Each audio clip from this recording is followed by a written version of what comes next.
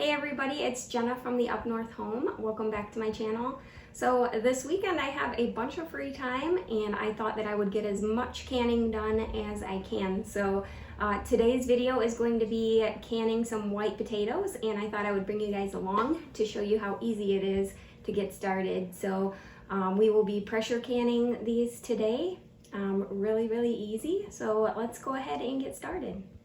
All right, you guys, so I am starting out with canning the russet potatoes that I grew in the garden this last season, the 2022 summer. So we grew a bunch of russet potatoes and the Yukon Gold. The Yukon Gold are still looking pretty nice. They're very firm and they're not really growing too much. A little bit here and there, but for the most part these are still really good to eat fresh.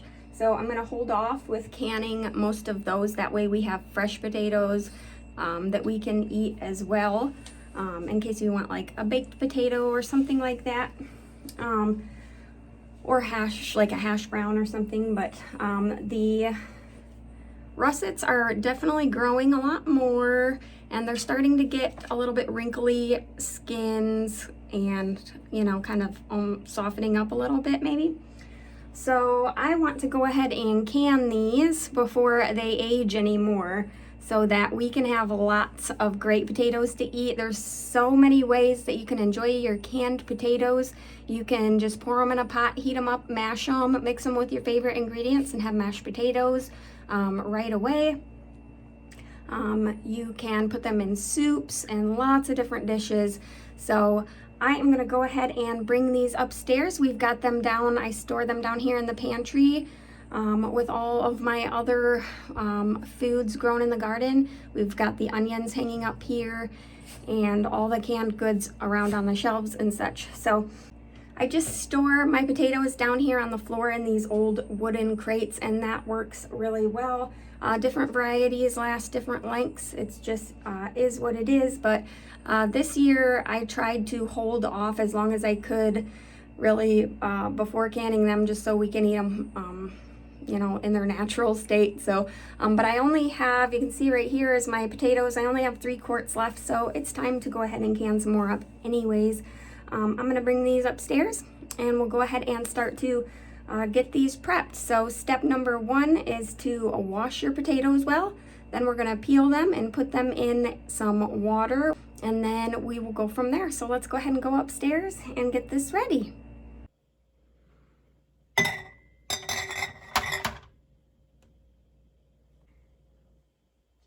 We got our canner all set with our clean jars inside. We've got, my canner here requires 3 quarts of water, so we've got that much water inside with the jars, and we're gonna get this preheating while we prep our potatoes.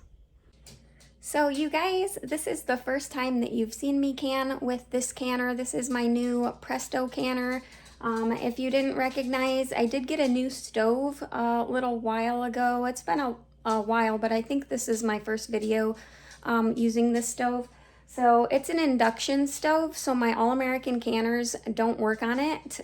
They are just cast aluminum, so there's nothing magnetic in them, so they won't work on the induction cooktop or stove. So I had to get this induction ready Presto Canner. It's the only one that I know of on the market that is induction ready. So it's a 21 quart as well. It fits 7 quart jars in it. So that's what we're gonna be, that's our goal today, is to fill up all 7 of those jars in there. I also have a large stock pot on the stove that I'm gonna be cooking the potatoes in. So I've got them washed and ready to peel and chop, and once I get to that point, we'll go ahead and go to the next step, which is bringing them up to a boil before we stick them in our jars. All right, so I like to always quarter my potatoes, really no matter what the size is. I cut them in half and then cut each half in half. And then I slice them about 1/2 inch to 1 inch pieces, which is what is recommended by the USDA. All right, and then as soon as we chop those, I'm putting them into a bowl of cold water so that they stay nice and white and don't turn brown on us.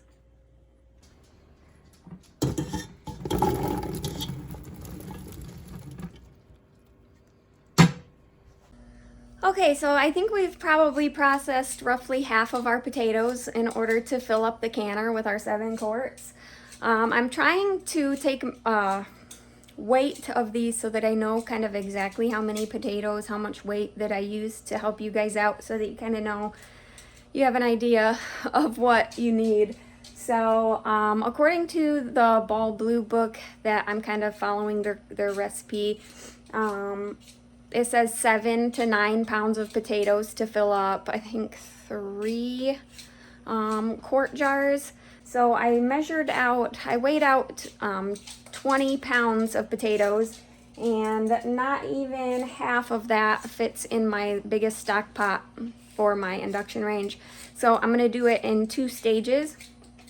I've got fresh water in the pot, filling just over the top of the potatoes, and I'm just gonna bring these up to a boil them for maybe 1 or 2 minutes, and then I'm gonna go ahead and shut that off, drain those, and start filling my jars with the hot potatoes. So my goal here is to remove some of the starch from the potatoes and also to get them just warmed all the way through. Just a side note that the Ball Blue book and all of that recommends to boil them for 10 minutes. I just don't want to boil them for that long. They're really going to get soft on me. So I'm just going to do like a minute or 2, bring them up to a boil, and then remove them from the heat and get them starting to fill my jars. And then I can go ahead and do the same thing with my second half of my potatoes. And then all I'm going to do is fill it up with hot water. So I have my black electric tea kettle over there, and I'm just going to heat my water with that method and then fill my jars with the water. So we will get to that step soon. But right now, I'm just going to bring these to a boil, and then you'll see the next step from there. All right, we've got our second part of our potatoes starting to boil, and I have my other potatoes over here, and we are starting to fill jars.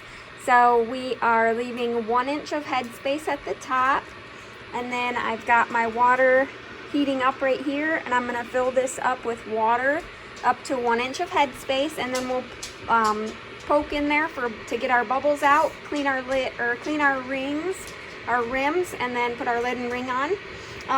Salt is optional, so if you want to add about half a teaspoon for pints or 1 teaspoon of salt for a quart, you can do that. I'm just going to leave them plain this time. I'm waiting for Tim to go to the bathroom. And then when Tim's done, I'm like, come on, baby. And then he has to come inside because he wasted his time. And then he cries like it's my fault. All right, we are almost done packing our jars. So I am just going to make sure we got nice clean rims. And then we're gonna put our lids on here.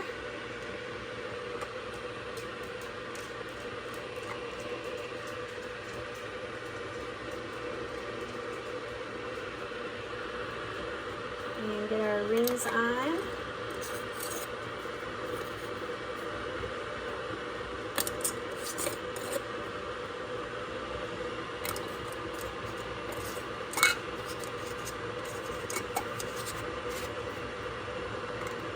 And I need a second hand to tighten these, but then I'm going to go ahead and put these in the canner, and we almost have them full.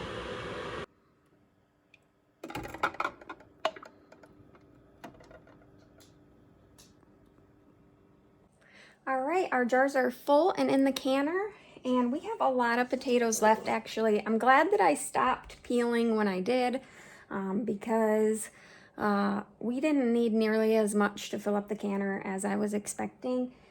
So we have about 2.5 quarts probably left of potatoes, which we will probably make for dinner. But our canner's full, so I'm gonna go ahead and get the lid on. And we will start bringing this up to temperature and get our canner venting, and we will go from there. All right, so the jars are all in the canner, and we've turned up the heat to about a medium high right now, and we're just gonna wait for steam to start coming out of our port here. And once it does, we will go ahead and set a timer for 10 minutes. We'll let that vent steam for 10 minutes. And then we're gonna go ahead and process these. We have quarts, so we're gonna do 40 minutes. If you're doing pints, you'll do 35 minutes. So 10-minute vent and then 40-minute process time.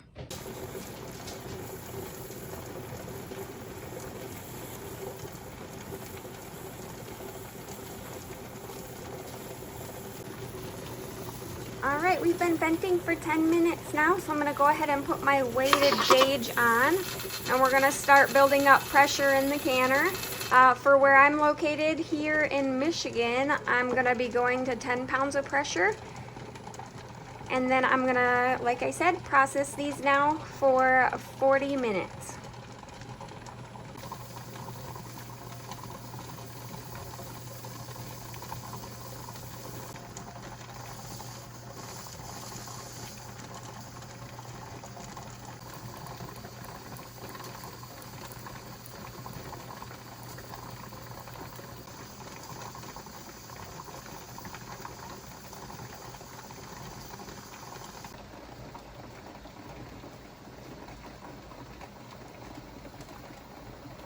All right, our timer just went off. These have been pressurized for 40 minutes now, so I'm gonna go ahead and turn the stove off.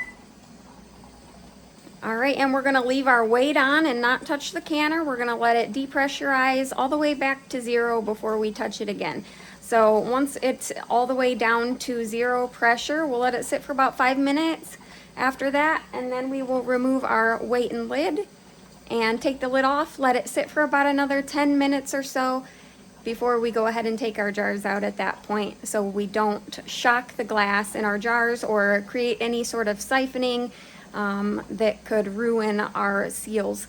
So that is about it for this video, you guys. I'm gonna go ahead and end the video now. I will show taking the jars out of the canner and all of that, and show you probably what they look like at the end. But thank you guys for watching. I hope that this video was helpful to you, and I will see you guys soon.